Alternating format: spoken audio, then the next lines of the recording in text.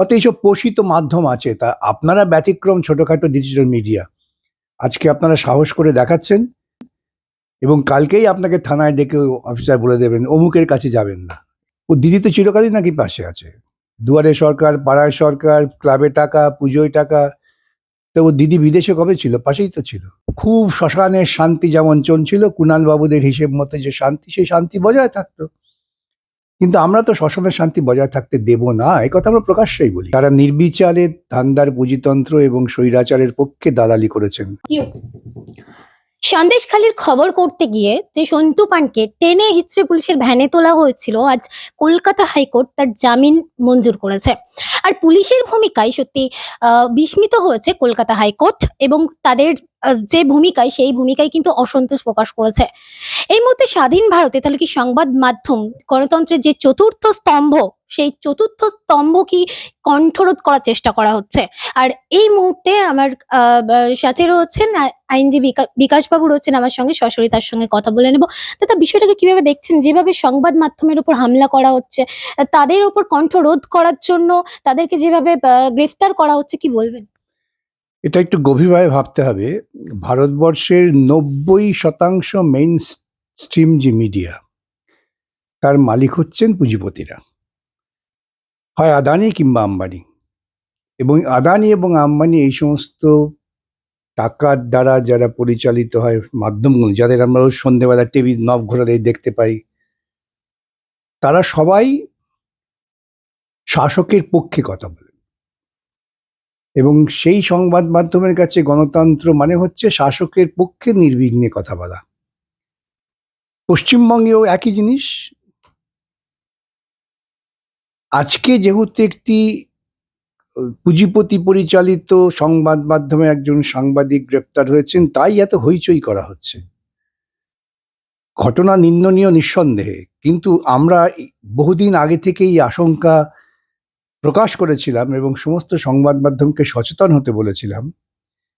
2011 সালের পর থেকে পশ্চিমবঙ্গের বুকে ছোটখাটো যে ডিজিটাল মিডিয়া, ভারতবর্ষের বুকে যে সমস্ত ডিজিটাল মিডিয়া যারা শাসকের বিরুদ্ধে কথা বলছেন, তাদের উপর আক্রমণ প্রতিনিয়ত হয়েছে। দিল্লির নিউজ ক্লিক একটা প্রতিষ্ঠিত সংবাদ মাধ্যম, সেই সংবাদ মাধ্যমে যারা জড়িত সকলের উপরই হামলা হয়েছে। আমরা দেখেছি সে কাপ্পানকে, যিনি সাংবাদিক, তাকে জেলে আটকে রাখা হয়েছে দিনের পর দিন। মোদি আমলে এই ঘটনাটা অত্যন্ত বেড়ে গেছে। সেখানে হচ্ছে, হয় তুমি মোদির পক্ষে কথা বলো, চূড়ান্ত স্বাধীনতা। মোদির বিরুদ্ধে কথা বললেই, মোদির বিরুদ্ধে মানে আদানি আম্বানি এই ধরনের পুঁজিপতিদের বিরুদ্ধে কথা বললেই তোমার বিরুদ্ধে আক্রমণ নেমে আসবে। পশ্চিমবঙ্গে এই ঘটনা আমরা দেখেছি। ছোটখাটো যারা ডিজিটাল মিডিয়া, যারা সরকারের বিরুদ্ধে কথা বলেন, অন্য সমস্ত পত্রিকা তো সরকার টাকা দিয়ে কিনে নিয়েছে।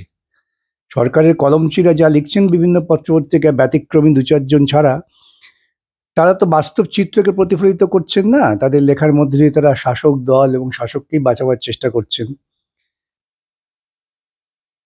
সেই বিরোধী কণ্ঠস্বরকে দমন করার যে রাজনৈতিক কৃষ্টি ভারতবর্ষের বুকে মোদি আমলে শুরু হয়েছে, তার প্রতিফলন পশ্চিমবঙ্গে আমরা দেখেছি। ইতিপূর্বে সন্ময় বন্দ্যোপাধ্যায়কে, তার সঙ্গে আমাদের কোনো রাজনৈতিক মতামতের সখ্যতা নেই, কিন্তু ডিজিটাল মিডিয়া তাকে গ্রেপ্তার করা হয়েছে। আমরা দেখেছি সাফিকুল ইসলামকে গ্রেপ্তার করা হয়েছে। আমরা দেখেছি আপনাদের মধ্যে ছোটখাটো মিডিয়ার প্রত্যেককেই পুলিশ ডেকে হুমকি দিচ্ছে, তারা আমার কাছে আসেন সাহায্যের জন্য, কি করব। ইতিপূর্বে আমরা দেখেছি আরেকটি বড় মাধ্যমের সাংবাদিকদের বিরুদ্ধে এইরকম আক্রমণ করা হয়েছে। সংবাদপত্রের প্রতিনিধিরা খবর করতে গেলে তারা আক্রান্ত হয়েছেন, কিন্তু এই মাধ্যমের সকলে কখনোই ঐক্যবদ্ধ হননি। আজকে সন্দেশখালির ঘটনাটা নিয়ে একজন তরুণ সাংবাদিক, তিনি চেষ্টা করছিলেন স্বাধীনভাবে সংবাদ পরিবেশন করবার, তাকে গ্রেপ্তার করা হয়েছে। অত্যন্ত নিন্দনীয়। সেই নিন্দনীয়টা আমরা বলছি, শুরু থেকেই যে ঘটনা চলছে সবটাকে নিয়েই সামগ্রিকভাবে নিন্দা করে যদি আমরা রাস্তায় নামতে পারি, তবেই কিন্তু সংবাদপত্রের সাংবাদিক তাদের স্বাধীনতা থাকবে। নতুবা সংবাদপত্রের স্বাধীনতা আমাদের দেশে হয়ে যাচ্ছে সংবাদপত্র মালিকের স্বাধীনতা, সাংবাদিকদের স্বাধীনতা নয়। আজকের ঘটনায় অন্ততপক্ষে সাংবাদিক মহলে, ছোট বড় সকলেই মনে করছেন আমরা আক্রান্ত, এবং তারা এই নিয়ে খুব হইচই করছেন। খুব ভালো কথা, আন্দোলন হোক, করা হচ্ছে। সন্দেশখালী আন্দোলনটা যিনি সংগঠিত করলেন, নিরাপদা সর্দারকে গ্রেপ্তার করা হয়েছে কার অভিযোগের ভিত্তিতে? যার বিরুদ্ধেই মহিলাদের অভিযোগ। সুতরাং প্রশাসন যখন নাকি আইনের পরিবর্তে সংখ্যাগরিষ্ঠ দলের নির্দেশে চলে, তখন এই পরিণতি হতে বাধ্য। সেটা ভারতবর্ষে যেমন প্রযোজ্য, পশ্চিমবঙ্গেও প্রযোজ্য একইভাবে।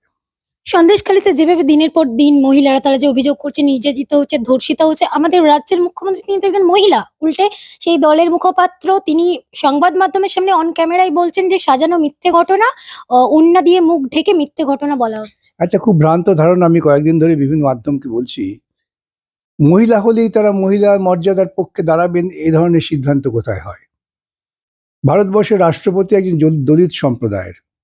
তাতে কি ভারতবর্ষের দলিতদের ওপর আক্রমণ কমেছে? বা কখনো তিনি কি কোনো দলিতদের ওপর আক্রমণের বিরুদ্ধে কোনো স্পষ্ট মতামত দিয়েছেন বা দিতে পেরেছেন? পারেননি।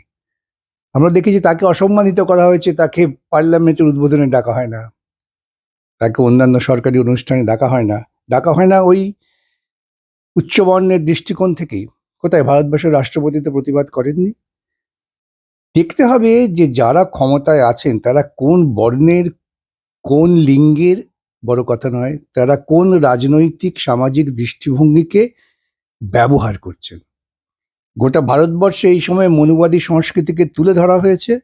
এ রাজ্যের মমতাও মনুবাদী সংস্কৃতিকেই প্রতিষ্ঠিত করছেন। সেজন্যেই মুখ্যমন্ত্রী যখন বলেন একজন মেয়ে ধর্ষিতা হলে যে মিথ্যে কথা, ছোট্ট ঘটনা বাড়িয়ে বলা হচ্ছে, সেটা তিনি মহিলা হলেও যা করতেন সেখানে পুরুষ থাকলে একই হতো। কেন? এরা পুরুষ শাসিত, পুরুষতান্ত্রিক চিন্তা দ্বারা প্রভাবিত। আবারও বলি, মনুবাদী সংস্কৃতির দ্বারা এরা লালিত। এরা মানবাধিকার রক্ষা, নারী পুরুষের সমান অধিকার, তা নিয়ে আদৌ চিন্তিত নয়। সেই জন্যেই মুখ্যমন্ত্রী মহিলা হলেও তার আচরণের কোনো পার্থক্য হয় না, রাষ্ট্রপতি দলিত হলেও তাদের আচরণের কোনো পার্থক্য হয় না। এই মূল বিষয়টা যতদিন না আমরা আমাদের চেতনায় আনতে পারবো, ততদিন আমরা ভুল পথই ঘুরে বেড়াবো। এই প্রসঙ্গে বলি যে বেশ কিছুদিন ধরে সংবাদ মাধ্যমে আছে যে খলিস্তানি মন্তব্য বিতর্ক, যে দলিত অর্থাৎ যে সম্প্রদায়ের কথা বললেন, সেখানে তো মুখ্যমন্ত্রী বলছেন যে কেন একজন পাঞ্জাবিকে খলিস্তানি বলা হবে, এটা আমরা সহ্য করবো না। তিনি কার্যত বোঝাতে চাইছেন যে তাদের পাশে আছেন। তিনিও তো প্রকৃতপক্ষেই, আমরা বলি, তিনি প্রকৃতপক্ষে মনুবাদী সংস্কৃতির প্রতিফলন ঘটাচ্ছেন, যার মূলটা হচ্ছে ধর্ম, ধর্মীয় বিভাজন রাজনীতিতে প্রবেশ করানো, যা পশ্চিমবঙ্গের মাটিতে ছিল না। গোটা দেশ জুড়ে ভারতবর্ষের প্রধানমন্ত্রী কখনো বলছেন পোশাক দিয়েই চেনা যায়, কখনো গরু দিয়ে, কখনো শুয়োর দিয়ে, কখনো হিন্দু মুসলমান করে, কখনো শিখ খ্রিস্টান করে। এরা ভারতবর্ষের মানুষের মধ্যে একটা বিভাজন তৈরি করার সুনির্দিষ্ট পরিকল্পনা নিয়ে চলছেন। তার প্রত্যক্ষ পরিণতি হচ্ছে মণিপুর। আমি তো মণিপুরে গিয়েছিলাম, মাটির খবরটা আমি জানি। এই ধর্মীয় বিভাজন আর অনুপ্রবেশের তত্ত্ব, যে দুটো তত্ত্বকে এই রাজ্যের মুখ্যমন্ত্রী খুব লালন পালন করেছিলেন একসময়, আজকে তার বিষময় প্রতিক্রিয়া হচ্ছে। এটা দিয়ে মানুষের মধ্যে বিভাজন তৈরি করা যায়। সেই জন্যেই পোশাক দেখে আমরা চিহ্নিত করি। বিজেপি তো করবে, এটা বিজেপির কাজ। কিন্তু আমাদের রাজ্যের মুখ্যমন্ত্রীও কি করছেন না? তিনি কি এর ঊর্ধ্বে? তিনি প্রত্যেকটা ধর্মীয় অনুষ্ঠানে যাচ্ছেন, ধর্মীয় উৎসবকে তিনি সরকারি লালন পালন করছেন। এর থেকে মারাত্মক ক্ষতিকারক ধর্মীয় পরিচয়ের ভিত্তিতে বিভাজন আর কি হতে পারে? সুতরাং আমি বীজ বপন করেছি, বিষবৃক্ষে যে বীজ বপন করেছেন তা আজকে ফলে ফুলে পল্লবিত হয়েছে পশ্চিমবঙ্গের বুকে, ভারতবর্ষের বুকে তো আছেই। এর জন্য দায়ী সম্পূর্ণভাবে এই ধর্মীয় বিভাজনের রাজনীতি। ধর্মের উৎসবের নাম করে মানুষকে ধর্মীয় চেতনায় অনুপ্রাণিত করা, বিদ্যালয়কে টাকা না দিয়ে মন্দিরে টাকা দেওয়া, কে মানুষের মধ্যে বিভাজন করছেন। খাদ্যাভ্যাস দেখে মানুষের মধ্যে বিভাজন করছেন। তারা আজ যাই করুন, তারা ভারতবর্ষের সংবিধানের প্রতি মর্যাদা দেখাচ্ছেন না। সামনেই তো লোকসভা ভোট, এই ইস্যুকে কেন্দ্র করে কি রাজ্য এগোতে চাইছে ধর্মীয় বিভাজন? বটেই তো। গোটা দেশে যেমন নাকি মোদি ডাক দিয়েছেন রাম মন্দির করেই তিনি নাকি দেশের অগ্রগতি করাবেন, কারখানার দরকার নেই, হাসপাতালের দরকার নেই, রাম মন্দির হলেই নাকি উন্নতি হবে। এই ধরনের অবৈজ্ঞানিক কুসংস্কারমূলক চিন্তা মোদি তার প্রচার ঘটাচ্ছেন। মমতাও তাই বলছেন, জগন্নাথের মন্দির করবেন, তার ছেলেরা বলছেন পাড়ায় পাড়ায় আমরা রাম মন্দির করব, হনুমান মন্দির করছেন। একই বৃন্তে রয়েছেন ওরা। যাহা মোদি তাহাই মমতা। এই ব্যাপারটা যতদিন না আমরা আমাদের চেতনায় আনতে পারছি, ততদিন পশ্চিমবঙ্গে যে অতীত ঐতিহ্য, অতীত গৌরব, তাকে ফিরিয়ে আনতে পারবো না। এই প্রসঙ্গে তো কুণাল ঘোষ বলছেন যে সন্দেশখালিতে যা যা হয়েছে এটা সিপিআইএম এবং বিজেপি তারা পরিকল্পনা করে এই সমস্ত কর্মকাণ্ড ঘটিয়েছে।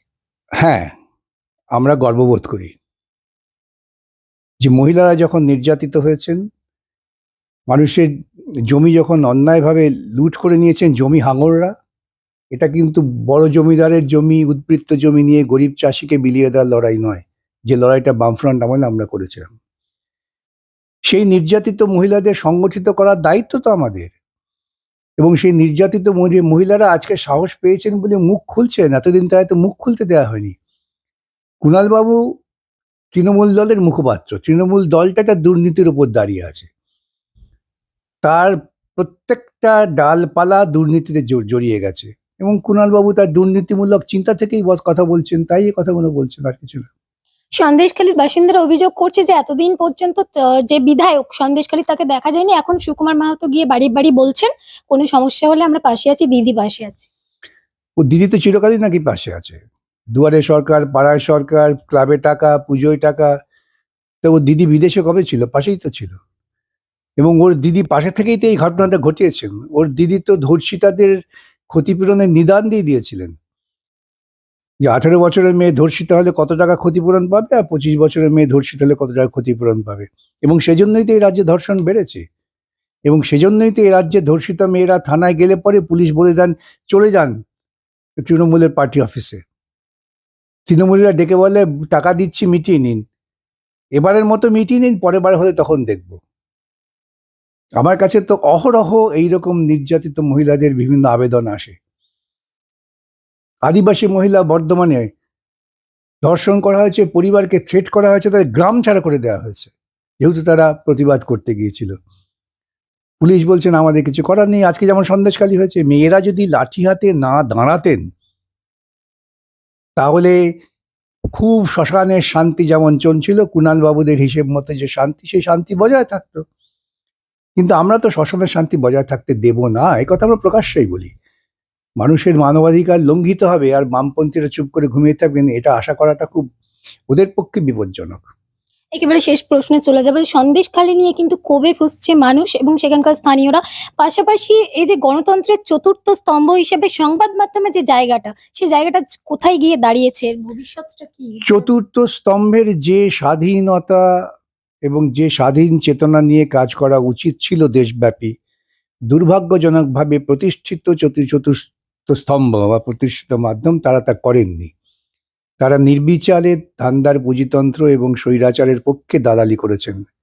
আজকেও দেখবেন আনন্দবাজার পত্রিকায় কলামে একজন যিনি লিখেছেন, এটা প্রকৃতপক্ষে দুর্নীতির পক্ষে সওয়াল, এবং যারা দুর্নীতিবাজ সেই দুর্নীতির বিরুদ্ধে লড়াই করতে গেলেই ওরা দেখবেন মানুষের দৃষ্টিকে বিভ্রান্ত করবার জন্য বলে দেবে যে এটা অমুক দলে ছিল, তমুক দলে ছিল। অমুক দলে যখন ছিল তখন কিন্তু তার বিরুদ্ধে দুর্নীতির অভিযোগকে তারা আঙুল তুলতে পারেননি। অত এইসব পোষিত মাধ্যম আছে, তা আপনারা ব্যতিক্রম, ছোটখাটো ডিজিটাল মিডিয়া। আজকে আপনারা সাহস করে দেখাচ্ছেন, এবং কালকেই আপনাকে থানায় ডেকে অফিসার বলে দেবেন অমুকের কাছে যাবেন না। এই কথা তো আমাকে শুনতে হয়, অনেক ডিজিটাল মিডিয়া এসে বলেন যে আমাদের থানায় ডেকে বলা হয় যে ওনার কাছে কিন্তু যাবেন না। এই সাহস আপনাদের ইয়াং আছেন, আপনারা লড়ছেন, যতদিন পারবেন লড়বেন, এবং চতুর্থ স্তম্ভকে সবসময় শাসকের চোখ রাঙানির বিরুদ্ধে দাঁড়িয়েই লড়াই করতে হবে। যদি করতে পারে তবেই সে চতুর্থ স্তম্ভ, তা না হলে সে স্তম্ভ থাকবে না। একেবারে তিনি যেমন বললেন যে চতুর্থ স্তম্ভ, সেই চোখে শাসক দলের চোখে চোখ রেখেই কিন্তু কথা বলতে হবে এবং সেই লড়াই কিন্তু আগামী দিনে চালিয়ে যেতে হবে। ক্যামেরায় কোয়েল বণিকের সঙ্গে রেশমি, 24 আওয়ার্স টিভি।